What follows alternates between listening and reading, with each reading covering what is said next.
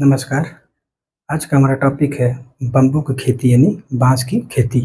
तो बाँस की खेती से संबंधित आज का आर्टिकल है, आज उसको हम समझते हैं। उससे सरकार क्या कदम ले रही है, किसानों को क्या फ़ायदा हो रहा है और बम्बू से क्या फ़ायदा एनवायरनमेंट को हो रहा है और आने वाले टाइम में किसानों की कैसे आय बढ़ाई जाए। तो बम्बू की खेती एक जो है चमत्कार बन के आया है और इसको हम समझते हैं कि बम्बू की खेती से किसानों को क्या फ़ायदा होने वाला है। देखो यार, बम्बू को जो है गरीबों का टिम्बर कहा जाता है, यानी गरीबों की लकड़ी कहा जाता है। अब किसान इसको बहुत फ़ायदेमंद की फसल मतलब बहुत फ़ायदेमंद की फसल इसको मानने लगे हैं। इसलिए आजकल इसको जो है इसका नया नाम है ग्रीन गोल्ड यानी हरा सोना कहा जा रहा है। तो हम इसको आज समझते हैं कि इसके क्या-क्या मायने हैं। कि देखो, बम्बू की खेती में अब क्या है, नए-नए तरीके आ गए हैं, नए-नए तरीके से किए जा रहे हैं। जैसे अच्छी प्रजाति के जो बम्बू है यानी बाँस है उनको उगाया जाना, ड्रिप इरिगेशन का यूज़ करके प्रयोग करना।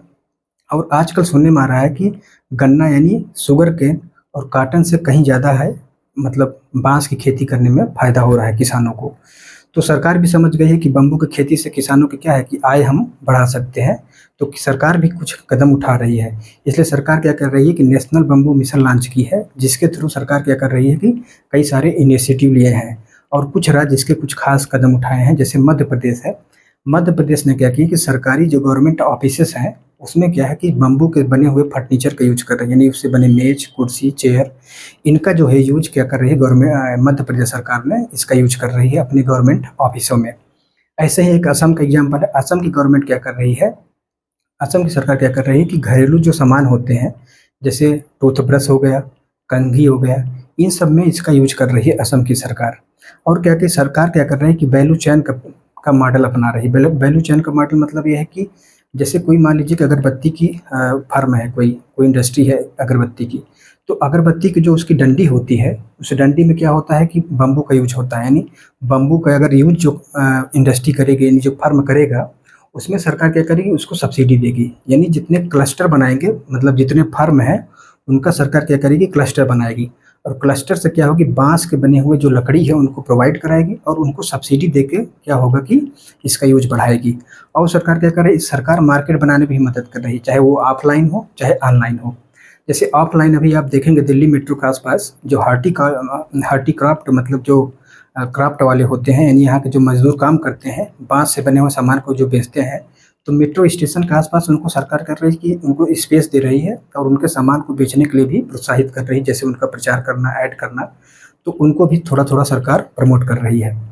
सरकार क्या कर रही है कि और सरकार क्या कदम उठा रही है, सरकार क्या कर रही है, जो बम्बू से बने हुए फार्म मतलब बम्बू से बने हुए जो सामान है, जो कंपनी उसको एक्सपोर्ट कर रही है, उसको क्या करे, टैक्स में भी छूट दे रही है। टैक्स में छूट देने का मतलब ये है कि कोई कंपनी अगर उसको एक्सपोर्ट करती है बाँस के बने हुए सामान को, तो उसको सरकार क्या कर रही है कि उसको जो है, जैसे मान लीजिए कोई पोर्ट है, पोर्ट से उसके सामान को जब वहाँ से एक्सपोर्ट किया जाता है बाहरी कंट्री में, और वहाँ पे जो इंटरवीन करके जो सामान बेचेगा, उस इंडस्ट्री को भारत में क्या किया जाएगा, उसको टैक्स में छूट दी जाएगी, उसके सामान को पोर्ट में भी ले जाने में भी सरकार मदद करेगी।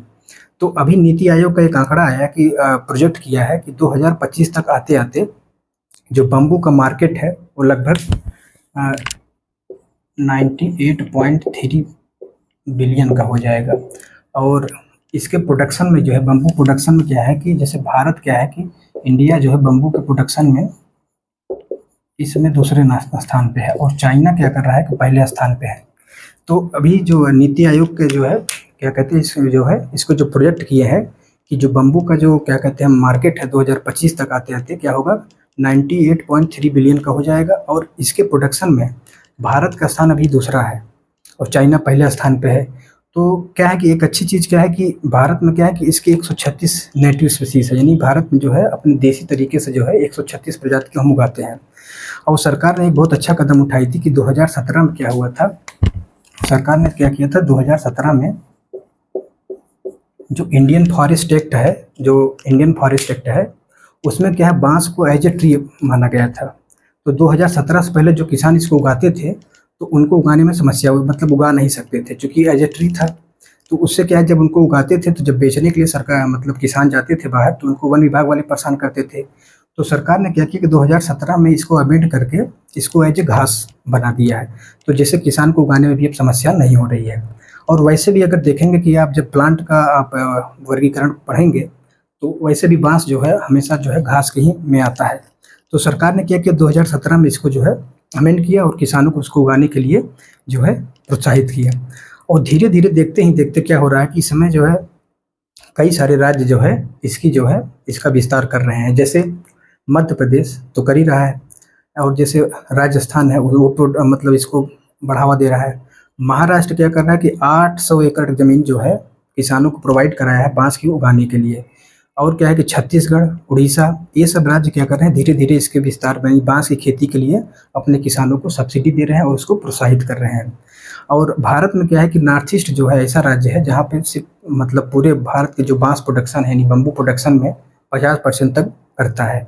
ठीक है, तो अब इसके हम फ़ायदे समझ लेते हैं, बाँस को उगाने से क्या फ़ायदा है, यानी बम्बू से क्या फ़ायदे होते हैं और क्या-क्या चीज़ें होती हैं। देखो यार बम्बू जो उगाते हैं, बम्बू एनवायरनमेंट की दृष्टि से बहुत अच्छा चीज़ है। बम्बू क्या करता है CO2 का सबसे ज़्यादा एब्ज़ॉर्प्शन करता है। और क्या होता है कि सबसे ग्रोइंग प्लांट है मतलब सब फास्टेस्ट ग्रोइंग प्लांट है। आप बम्बू को देखेंगे कि अगर आज उसको आप लगाए हैं, तो आप 2-3 दिन बाद देखेंगे वो कहीं अगर वो 3 मीटर है तो कहीं 6 मीटर हो जाएगा। मतलब अगले दिन उसका जो ग्रोइंग फास्ट है वो बहुत तेज़ी के साथ ग्रो करता है। तो इसको मतलब उगाने में भी समस्या नहीं होती है और क्या है इसको फूड के रूप में भी यूज़ किया जाता है। आप नॉर्थ ईस्ट में देखेंगे तो वहाँ bamboo rice, bamboo chicken in सब चीज़ों में इसका क्या हो रहा है बम्बू का यूज़ हो रहा है। और बम्बू का यूज़ देखो फ्यूल में भी होता है। जैसे हमारा टारगेट है कि हम 2000 मतलब 27 तक आते-आते इथेनॉल ब्लेंडिंग में हम 20% का मिलावट शुरू कर देंगे इथेनॉल का। तो इसको फ्यूल में क्या है इथेनॉल में हम कर सकते हैं बम्बू का। और बम्बू क्या है कि नॉर्थ ईस्ट का एक डिश ही है, उसको भोजन के रूप में लोग यूज़ ही करता है, चाहे वो ऑर्गेनिक तरीके हो, चाहे वो क्या कहते हैं वेज वाले करते हैं। और क्या हो रहा है कि जो बम्बू है इसको हम दवा में भी यूज़ करते हैं। और देखेंगे कि बम्बू क्या होता है कि घर जब बनता है तो घर में क्या होता है जो सपोर्ट हम बीम का देते हैं वो बम्बू का ही यानी बाँस का ही यूज़ करते हैं। और बम्बू का एवरग्रीन फ़ायदा है कि इसके फर्नीचर तो बनाए ही जाते हैं। तो कैसे उगाया जाता है, बम्बू को कैसे उगाया जाता है? देखो सबसे बढ़िया उगाने का मौसम यही होता है बारिश का मौसम। इसमें क्या होता है बारिश के मौसम में सबसे अच्छा मौसम होता है बाँस उगाने के लिए। इसमें क्या होता है मिट्टी में नमी होती है और इसको ग्रो करने में दिक्कत नहीं होती है। और लगाया कैसे जाता है बम्बू को? बम्बू को लगाने का सबसे अच्छा तरीका है कलम करके। कलम मतलब ये होता है कि जैसे गुलाब लगाते हैं कलम करके, तो उससे उगाया जा सकता है और जड़ से भी लगाया जा सकता है। और इसका जो फ़ायदा है अभी तक जो आंकड़े आ रहे हैं, बम्बू से 1 साल में 1 एकड़ में लगभग 80 से 90 हज़ार रुपए किसान जो है उगा रहे हैं। इसके फ़ायदे में मतलब पैसे मिल रहे हैं, जो अदर फसल की अपेक्षा बहुत ज़्यादा है। तो इसको सरकार क्या कर रही है प्रमोट कर रही है और किसानों को भी इसको समझना चाहिए और उगाने में इसको जो है मदद करनी चाहिए उनकी। और इसको उगाने में क्या है कि ये जो है कई सारे एकड़ ज़मीन में इसमें क्या जैसे आप उगा रहे हैं बम्बू को, तो बम्बू को उगने में लगभग 3 से 4 साल लगता है। तो उस ऐसा नहीं है कि 3 से 4 साल तक खेती जो है वो बर्बाद हो जाएगी।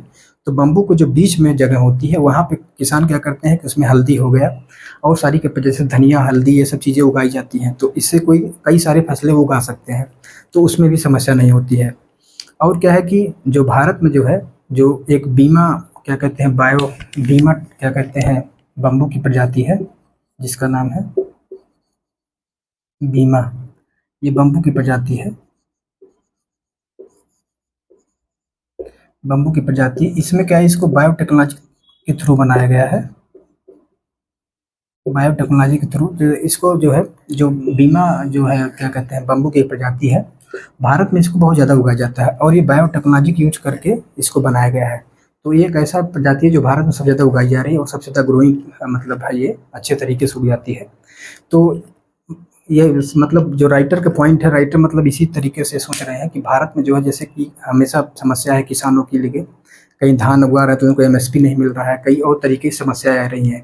तो यहाँ पे राइटर क्या कर रहे हैं कि बम्बू की खेती को प्रमोट कर रहे हैं। इससे क्या है कि इसमें जो है किसान की लागत भी कम आती है और सरकार इसको सब्सिडी भी अच्छा दे रही है और क्या है कि ये एनवायरनमेंट की दृष्टि से भी बहुत अच्छा है।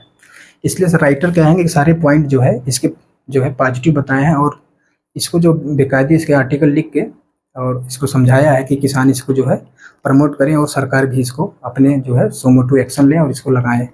तो जी धन्यवाद आज यहीं तक। तो हम उम्मीद करते हैं किसान जो है इसको उगाएँ और जो है बाँस की खेती से कई सारे फ़ायदे हैं। धन्यवाद।